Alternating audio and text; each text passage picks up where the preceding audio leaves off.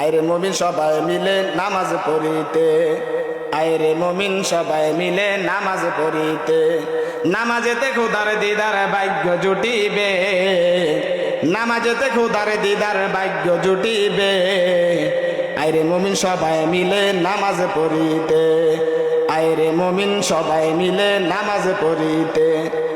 নামাজিরা আল্লাহর মেহমান,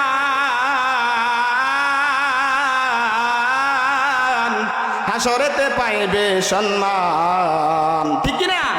নামাজিরা আল্লাহর মেহমান, হাসরেতে পাইবে সম্মান। ফুল সেরাত পার হইবে তারা বিজলির আকারে, ঠিক কিনা? ফুল সেরাত পার হইবে তারা বিজলির আকারে, আইরে মুমিন সবাই মিলে নামাজ পড়িতে, আইরে মুমিন সবাই মিলে নামাজ পড়িতে। নামাজ হইল মেরাজ শরীফ, নামাজিরা নয় ক গরিব, নামাজ হইল মেরাজ শরীফ, নামাজিরা নয় ক গরিব।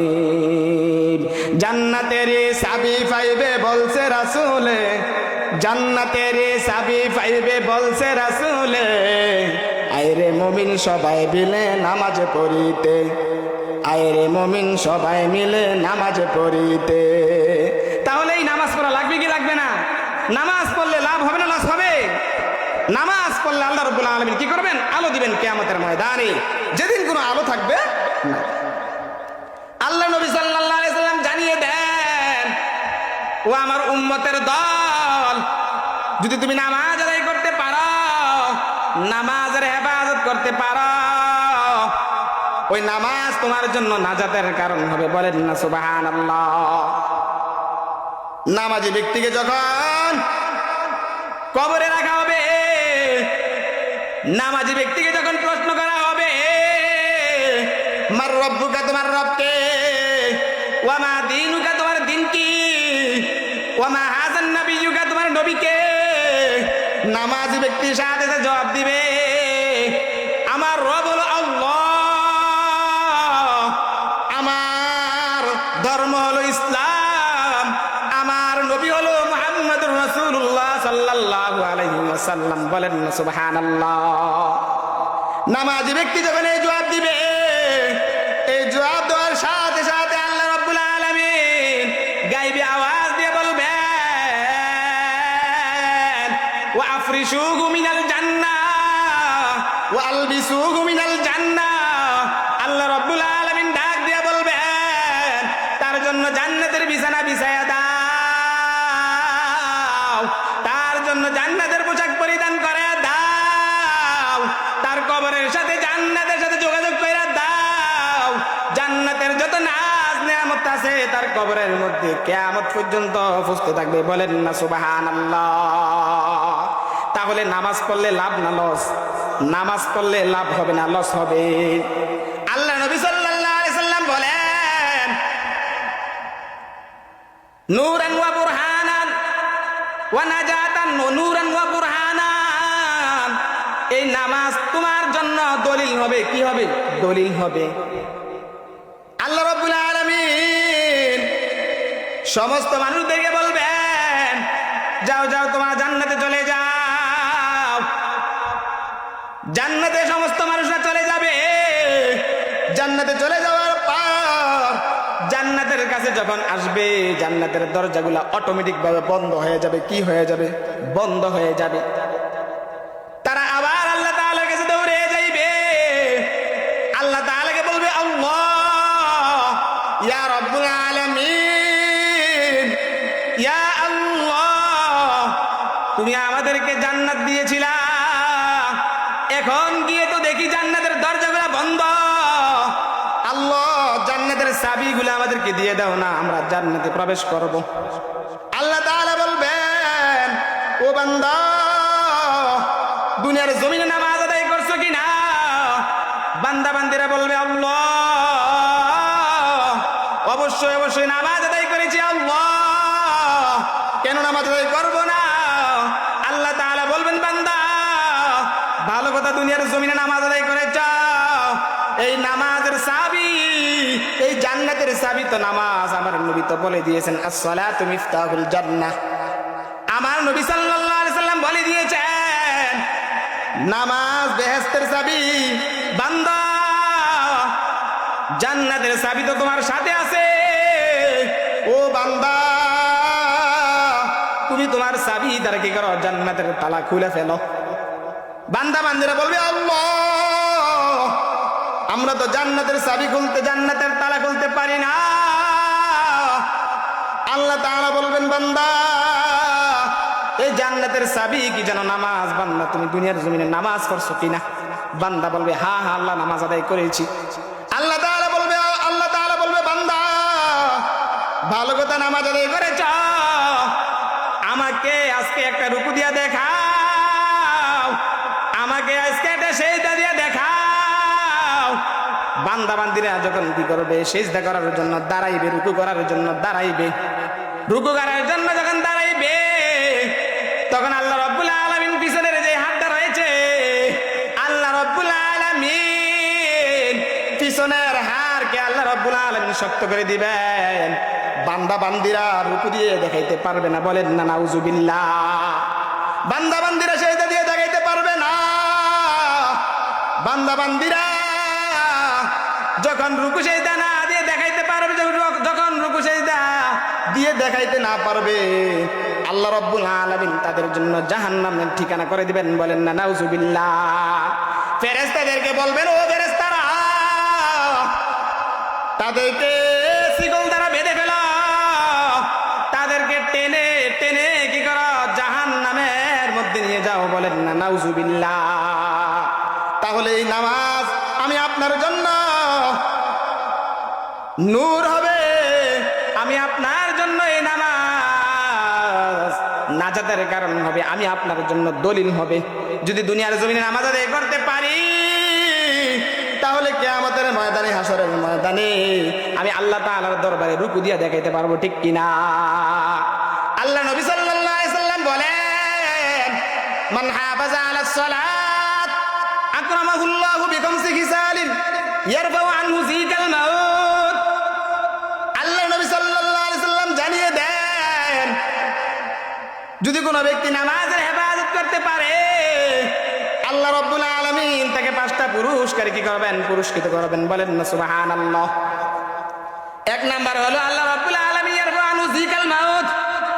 আল্লাহ রাব্বুল আলামিন আল্লাহ রাব্বুল আলামিন মৃত্যুর যন্ত্রণা থেকে ওই নামাজি ব্যক্তিকে হেফাজত করবে। বলেন না সুবহানাল্লাহ। মৃত্যুর যন্ত্রণা এমন একটা যন্ত্রণা, কিতাবের মধ্যে পাওয়া যায়, একটা প্রাণীকে, একটা জীবিত প্রাণীকে যখন উত্তপ্ত তেলের মধ্যে পালানো হয়, ওই প্রাণীটা যেভাবে ছটফট করে, প্রত্যেকটা মানুষ মৃত্যুর যন্ত্রণায় তার চেয়ে আরো বেশি কি করতে থাকবে? ছটফট করতে থাকবে। বলেন না নাউজুবিল্লাহ। মৃত্যুর যন্ত্রণা থেকে বাঁচতে হলে কি করতে হবে? নামাজ আদায় করতে হবে। ঠিক কিনা?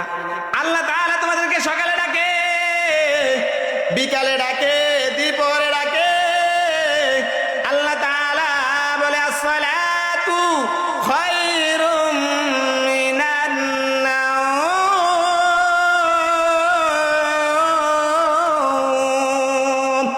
আল্লাহু আকবার।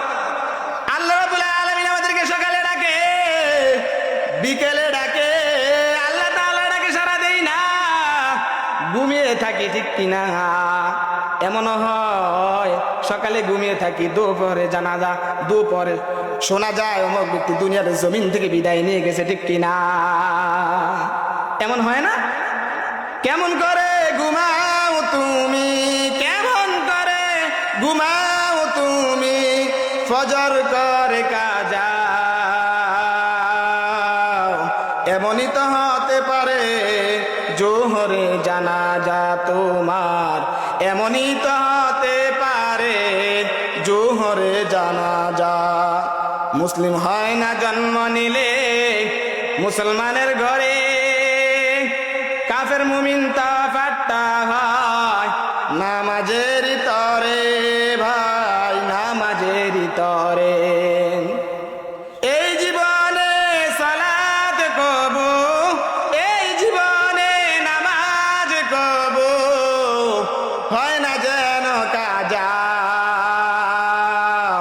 এমনই তো হতে পারে জোহরে জানাজা তোমার, এমনই তো হতে পারে জোহরে জানাজা।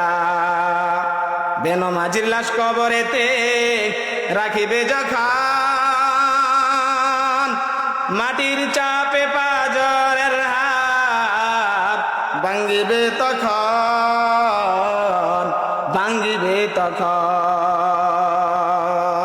বিষাক্ত এই সাপের সুবল, বিষাক্ত এই সাপের সুবল, বেনমাজির সাজা।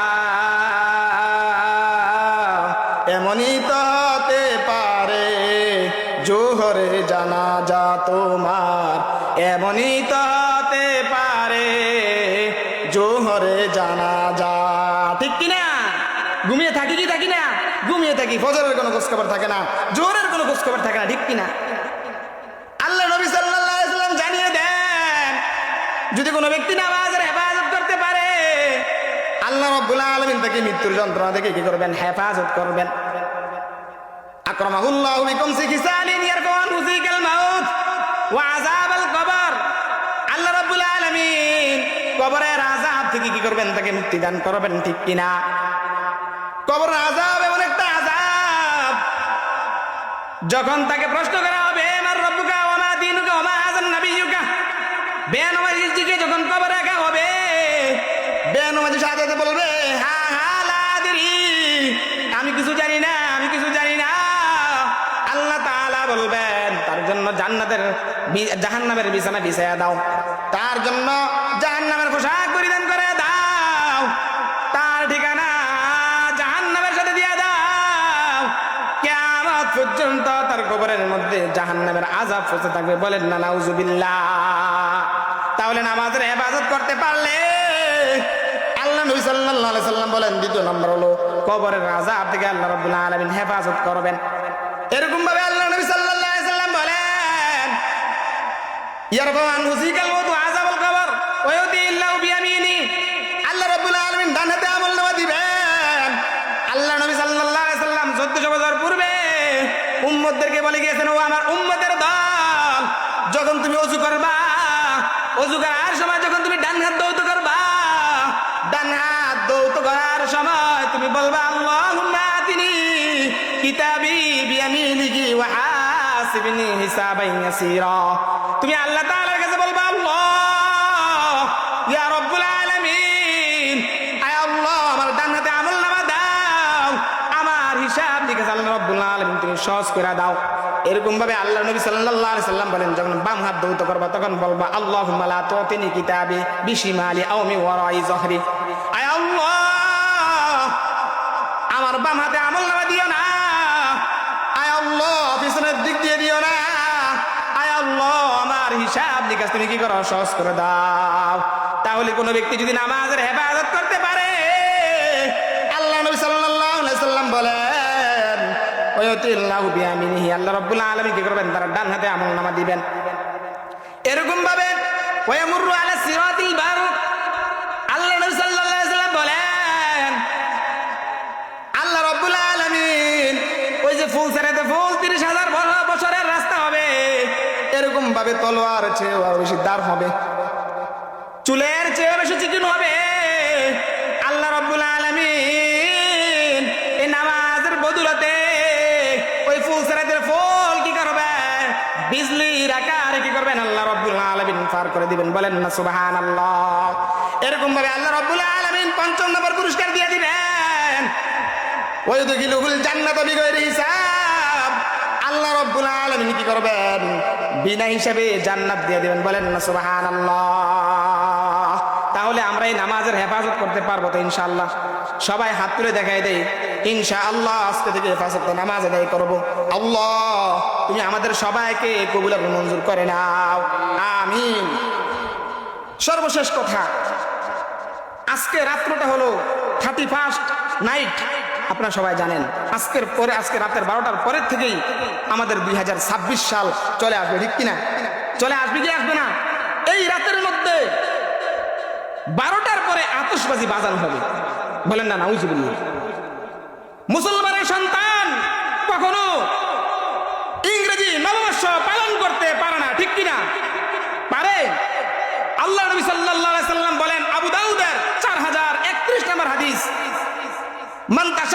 বিকওমিন ফাহুয়া মিনহুম।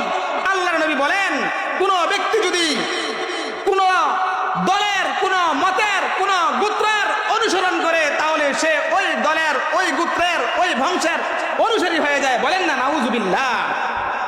তাহলে এই 31 নাইট আমাদের জন্য নয়, এটা ইহুদি খ্রিস্টানদের কালচার, এটা আমাদের কালচার হইতে পারে না। মুসলমানের কালচার হলো আরবি নববর্ষ পালন করা, ঠিক কিনা? আল্লাহ নবী সাল্লাল্লাহু আলাইহি সাল্লাম বলেন, যদি কোনো ব্যক্তি আশুরার 10 তারিখ তার পরিবার বর্গের জন্য সাধ্য অনুযায়ী খরচ করে, তার সাধ্য অনুযায়ী খরচ করে, আল্লাহ তাআলা তার পুরা বৎসর রিজিকের ব্যবস্থা করে দেয়। বলেন না সুবহানাল্লাহ। তাহলে আমাদের জন্য হলো 10 আশুরা, মুহররমের 10 তারিখ আমরা আমাদের পরিবার বর্গের জন্য খরচ করব, আমাদের পরিবার বর্গের জন্য বিভিন্ন জিনিসের ব্যবস্থা করব। আমরা 31 নাইট পালন করব না। আল্লাহ নবী সাল্লাল্লাহু আলাইহি সাল্লাম জানিয়ে দেন, তোমরা কি করো? খালিফুল ইয়াহুদা ওয়ান নাসারা ওয়াল মুশরিকিন। আল্লাহ নবী সাল্লাল্লাহু আলাইহি সাল্লাম বলেন যে তোমরা কি করো? ইহুদি নাসারা খ্রিস্টানদের তোমরা কি করো? বিরোধিতা করো, তাদের বন্ধু সাহায্য না, তাদের জন্য ভালোই কামনা করো না, তাদের সাথে দুস্থ পাইত না। যদি তাদের সাথে দুস্থ পাত, যদি তাদের সাথে সম্পর্ক রাখো, তাহলে তোমার হাসর নাসর হবে ওই ইহুদির সাথে, ওই নাসারার সাথে, ওই খ্রিস্টানের সাথে, ঠিক কিনা? সুতরাং ভাইয়েরা আমার, আজকে এই মাহফিল থেকে বলতে চাই, আমরা 31 নাইট পালন করব না, আমাদের সন্তানগুলোকে পালন করতে দিব না। যদি পালন করি তাহলে আমি ইহুদি হয়ে গেলাম, আমি নাসারা হয়ে গেলাম, আমি বৌদ্ধ হয়ে গেলাম, আমি অন্য ধর্ম অবলম্বী হয়ে গেলাম। আমার ভিতরে ইসলামের লেজ বলতেও কোনো কিছু থাকবে না, ঠিক কিনা? আল্লাহ তাআলা সবাইকে বুঝে আমল করার তৌফিক দান করুন। সকলে আমিন।